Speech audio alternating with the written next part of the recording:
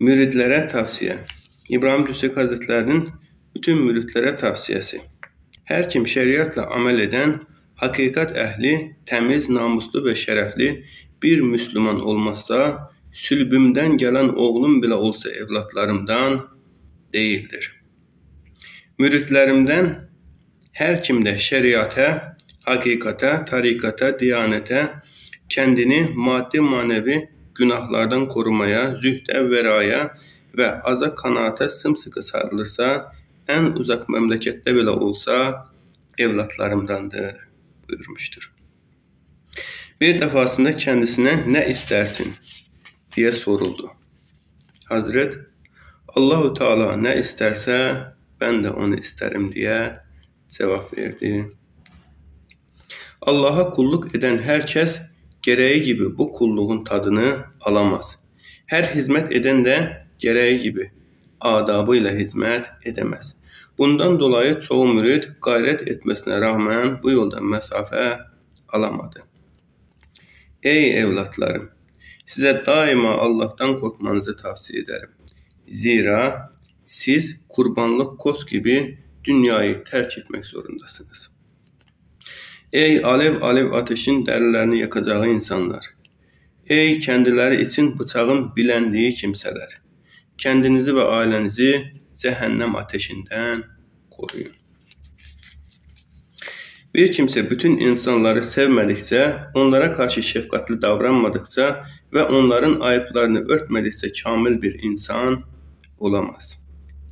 Bunlara dikkat etmeyen ve kamil olduğunu iddia eden kimse yalancıdır. Hiçbir kimseyi hareketlerinden, elbiselerinden, yemesinden ve içmesinden dolayı kınamayın. Çünkü şeriatın açıkça nehyettiği yasakları çiğneyenin dışında kimse kınanmaz, ayıplanmaz. Zira bu kınama yalnızlık da kulun Rabbinin lütfundan uzak kalmasına sebep olur. İnsanlar kısımlara ayrılır. 1. Yola yeni girmiş olanlar, mübtedi olanlar. 2. Seçkin yani has kullar, onun bir üstü. 3. Onun da bir üstü yani havasul has kullar. 4. Onun da bir üstü Allah'a vasıl olanlar. Yüce Allah bazı insanlara bazı sebep ile rahmet eder. Bu yolda kuvvetli ile zayıf yarışamaz. Hani bir Allah dostu diyor ya, biz bu yolda karıncanın fili kaldırıp yere vurduğunu gördük.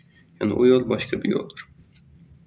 Allah'ın veli kulları bazen yağmur gibidir. Bu onların rahmetli olduklarını gösterir. Bazen de kılıç gibidir. Bu da onların gazap tarafının olabileceğine işaret eder.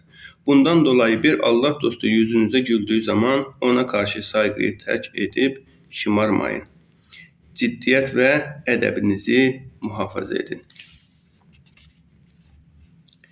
Şeriat kök, hakikat ise onun dalıdır, budağıdır. Şeriat meşru olan bütün ilimleri içerisinde toplar, hakikat ise gizli ilimleri camidir.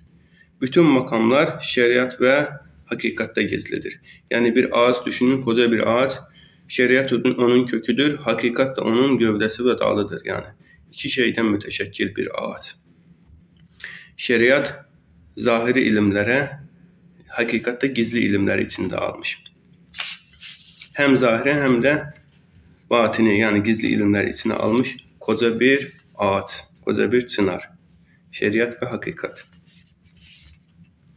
Mürid farz, vacib ve sünneti eda edecek kadar ilim öğrenmelidir.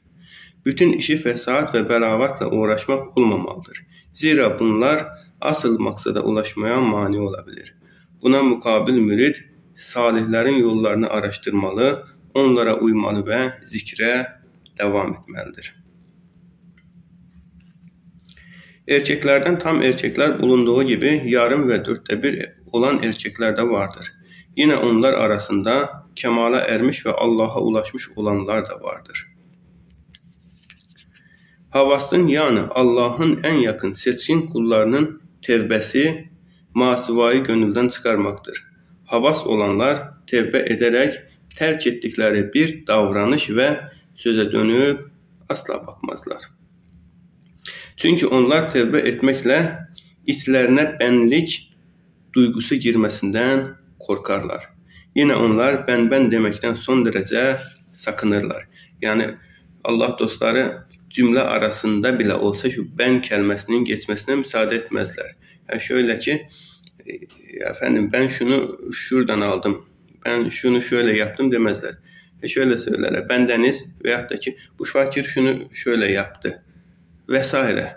Buna benzer şöyle son derece inceleştirilmiş, kibarlaştırılmış ve beni oradan çıkarılmış bir cümleler kullanırlar.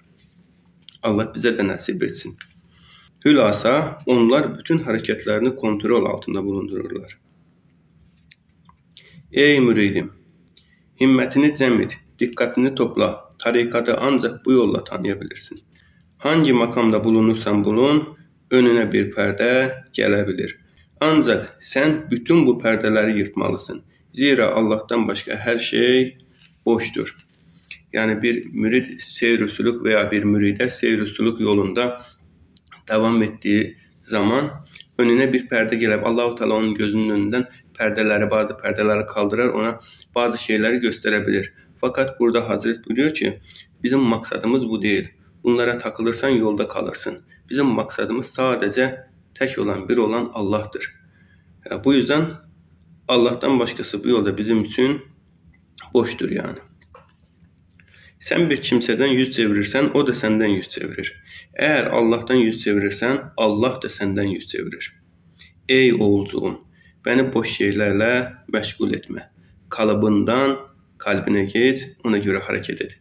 Yani şu cisminden şu kalbine, zahirden, kalıptan, fani olandan baki olana, kalbine, yani kalbinin içindeki Allah'a dön diyor Hazreti. Evet değerli Müslümanlar. Allah'a emanet olun, selametle kalın. Velhamdülillahi Rabbil alemin.